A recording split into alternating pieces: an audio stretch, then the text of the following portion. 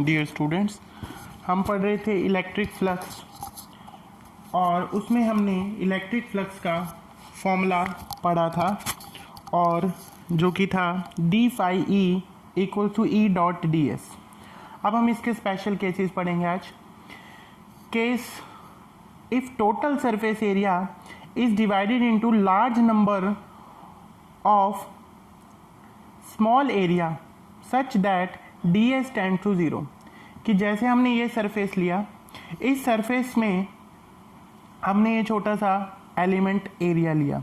अगर हम इस सरफेस को इतना छोटा कर दें कि इट टेंड्स टू ज़ीरो, यानी इसके इतने छोटे छोटे एरिया के एलिमेंट्स ले लें कि वो टेंड्स टू ज़ीरो यानी ज़ीरो के समान है, तो ऐसी स्थिति में फाई ई टोटल किसके बराबर होगा?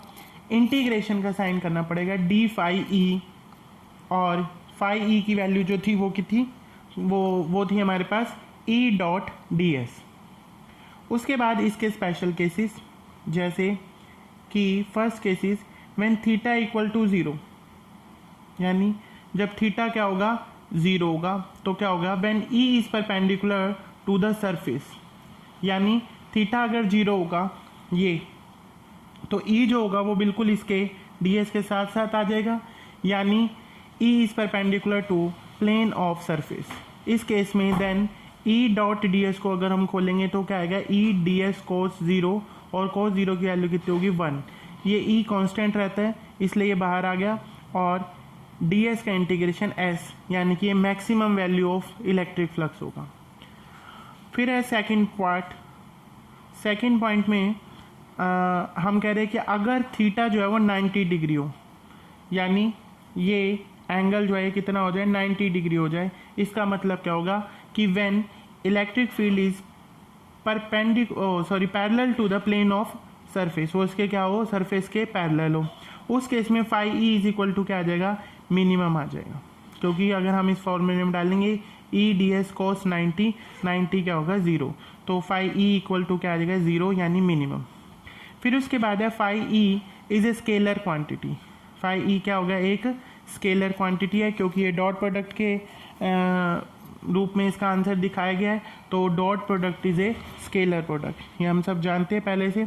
उसके बाद है S I unit of phi E, यानी फ्लक्स की एस आई यूनिट जो होती है वो कितने के बराबर होती है? Newton meter square coulomb -1, newton meter square coulomb -1, और जूल मीटर कूलम इनवर्स, या फिर तीसरी भी है volt into meter. Volt meter अलग होता है, और ये वोल्ट इंटू मीटर मेजर वाला करना, मतलब कि लेंथ की जो यूनिट होती है मीटर, वो है ये। उसके बाद है डायमेंशंस ऑफ फाई ई। इसकी डायमेंशंस हम निकालेंगे फ्लक्स की, किस चीज़ से निकालेंगे? इस वाले फॉर्मूले से निकालेंगे, फाई का ई डॉट डी एस। ई की निकालेंगे, फिर डी एस एरिया की, और इनको मल्टीप्लाई करके देखेंगे तो डायमेंशंस जो हैं वो कितनी आ जाएंगी? ML3 T-3 A-1। फिर इसके बाद अब हम ये कह रहे हैं कि फाई ई जो होता है flux can be positive, negative और ज़ीरो। ये पॉजिटिव भी हो सकता है, ये नेगेटिव भी हो सकता है, और ज़ीरो भी हो सकता है, डिपेंड करता है। Phi E is equal to positive, ये पॉजिटिव पर कब होता है? जब थीटा जो है लेस देन 90 हो, यानी लेस देन 90 पे कॉस की वैल्यू, जो आपने 10th क्लास में टेबल भी पढ़ रखी है उसमें देखा हो कि कॉस जो है वो 90, मतलब 90 तक कॉस के सारे ही टेबल जो थी वो सब प्लस में आंसर थे उनके, माइनस में किसी के नहीं थे।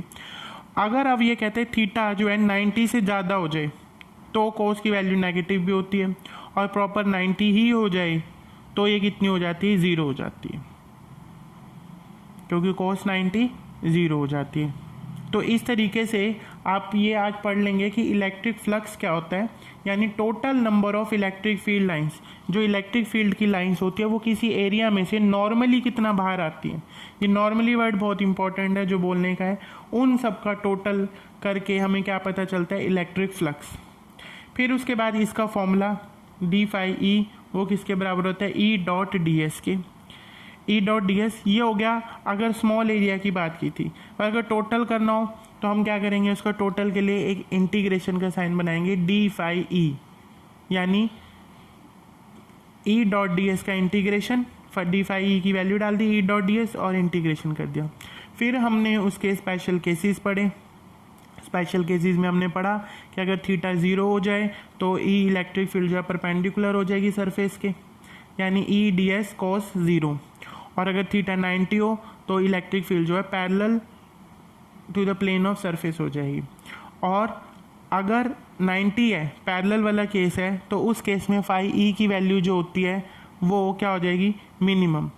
इसी तरीके से फाई ई इज एक स्केलर क्वांटिटी है, इसकी कोई पर्टिकुलर डायरेक्शन नहीं होती।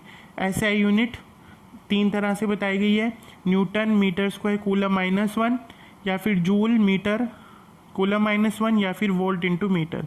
डायमेंशंस याद रखनी है या पूछी जाती है अक्सर, ML3 T-3 A-1।